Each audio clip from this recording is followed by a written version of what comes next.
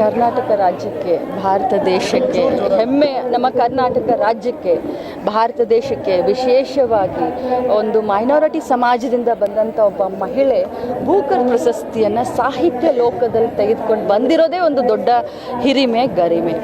ಸಾಹಿತಿಗಳಿಗೆ, ಕವಿಗಳಿಗೆ, ವಿಶೇಷವಾಗಿ ಸಮಾಜಮುಖಿಯಾಗಿ ಚಿಂತನೆ ಮಾಡುವಂಥವರನ್ನ ಒಂದು ಜಾತಿ, ಒಂದು ಬಣ್ಣವನ್ನು ಕಟ್ಟಿ ಆ ಒಂದು ದುರ್ಬಿನಿಂದ ನೋಡುವಂಥದ್ದು ನನ್ನ ಮಟ್ಟಿಗೆ ನನ್ನ ಮಟ್ಟಿಗೆ ಅದು ಅಕ್ಷಮ್ಯ ಅಪರಾಧ ಅಂತ ಹೇಳಲಿಕ್ಕೆ ನಾನು ಬಯಸ್ತೀನಿ. ಯಾಕಂತಂದರೆ ಈ ಸಾಹಿತಿಗಳಿಗೆ ನಾವು ಜಾತಿ ಬಣ್ಣ ಎಲ್ಲ ಕಟ್ಟಿಬಿಟ್ರೆ ನಮ್ಮ ಸಾಹಿತ್ಯವನ್ನು ಶ್ರೀಮಂತ ಮಾಡುವಂಥ ಇಂಥವ್ರಿಗೆ ಅದು ಬಹಳ ದೊಡ್ಡ ತಪ್ಪಾಗುತ್ತೆ.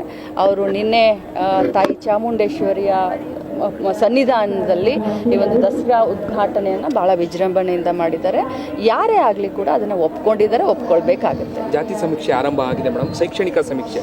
ಬಟ್ ಆದರೆ ಈಗ ಇರುವಂಥ ಚರ್ಚೆ ಲಿಂಗಾಯತ ಕ್ರಿಶ್ಚಿಯನ್, ಕುರುಬ ಕ್ರಿಶ್ಚಿಯನ್ ಈ ವಿಚಾರಕ್ಕೆ ಸಂಬಂಧಪಟ್ಟಂತೆ ರಾಜಣ್ಣ ಅವರು ಸರ್ಕಾರ ಧೋರಣೆ ಮಾಡ್ತಾ ಇದೆ, ಇದನ್ನ ಕೈ ಬಿಡಬೇಕು ಅಂತೇಳಿ ಸ್ವಪಕ್ಷೀಯರು, ನಿಮ್ಮದೇ ಪಕ್ಷದ ರಾಜಣ್ಣ ಅವರು, ಮಾಜಿ ಸಚಿವರು ನಿನ್ನೆ ಒಂದಷ್ಟು ಆಕ್ರೋಶವನ್ನು ಹೊರಹಾಕ್ತಾರೆ. ನೋಡಿ, ರಾಜಣ್ಣ ಅವರು ಏನು ಮಾತಾಡಿದರೆ ಅದ್ರ ಬಗ್ಗೆ ನನಗೆ ಗೊತ್ತಿಲ್ಲ. ಬಟ್ ಪ್ರಾಮಾಣಿಕವಾಗಿ ಹೇಳಬೇಕು ಅಂತಂದರೆ ಇಂಥ ಗೊಂದಲಕ್ಕೆಲ್ಲ ಮಾನ್ಯ ಮುಖ್ಯಮಂತ್ರಿಗಳು, ಉಪಮುಖ್ಯಮಂತ್ರಿಗಳು ಈಗಾಗಲೇ ತೆರೆಯನ್ನು ಎಳೆದಿದ್ದಾರೆ. ಕ್ಯಾಬಿನೆಟ್ನಲ್ಲೂ ಕೂಡ ಇದರ ಬಗ್ಗೆ ಚರ್ಚೆ ಆಗಿದೆ. ಇದಕ್ಕೆ ಈಗಾಗಲೇ ತೆರೆಯನ್ನು ಎಳೆದಿದ್ದಾರೆ. ಮೇಡಮ್, ಇದು ಇನ್ನೂ ಕೂಡ ಗ್ಯಾರಂಟಿಯ ಯೋಜನೆಯಲ್ಲಿ ನಿಮ್ಮ ಇಲಾಖೆಗೆ ಸಂಬಂಧಪಟ್ಟಂತೆ 20,000 ರೂಪಾಯಿ ಹಣ ಇನ್ನೂ ಭಾಳಷ್ಟು ಜನಕ್ಕೆ ಬಂದೇ ಇಲ್ಲ. ನೋಡಿ, 1,24,00,000 ಜನರಿಗೆ ಇಲ್ಲಿವರೆಗೆ 22 ಕಂತುಗಳನ್ನು ನಾವು ಈಗಾಗಲೇ ಬಿಡುಗಡೆ ಮಾಡಿದ್ದೀವಿ.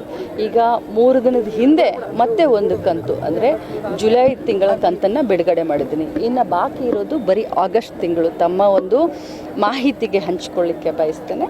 ಸೊ ಜುಲೈ ತಿಂಗಳ ಹಣವನ್ನು ಕೂಡ, ಯಾಕಂದರೆ ದಸರಾವನ್ನು ಸಾಧ್ಯವಾದಷ್ಟು ಅವರಿಗೆ ಅನುಕೂಲ ಆಗಲಿ ಅಂತ 3 ದಿನದ ಹಿಂದೆ ಬಿಡುಗಡೆ ಮಾಡಿದ್ದೀವಿ. ಸೊ ಆಗಸ್ಟ್ ತಿಂಗಳು ಒಂದು ಹಣವನ್ನು ಮಾಡಿದ್ರೆ